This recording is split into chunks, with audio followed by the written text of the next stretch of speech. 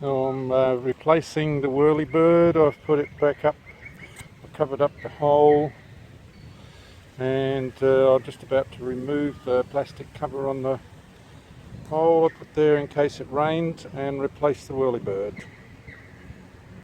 So as you can see, there are a number of holes around the Whirly Bird where the screws attach, and that basically is going to go into these holes here underneath. A bit hard with one hand, but I'll need to line the screws up. I have made a mark on one of these in order to be able to make sure I put the right fitting in the right place. So I'm just about to do that. So there's my mark here where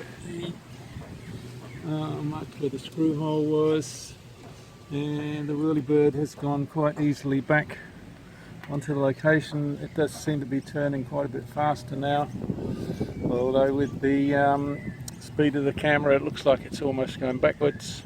So I'm just going to put the screws back in the 3 places and it'll be back in place. The screws have now been replaced all the way around, and if you can hear the sound of silence, there is no noise now from the Whirly Bird. Success. Yeah, sure.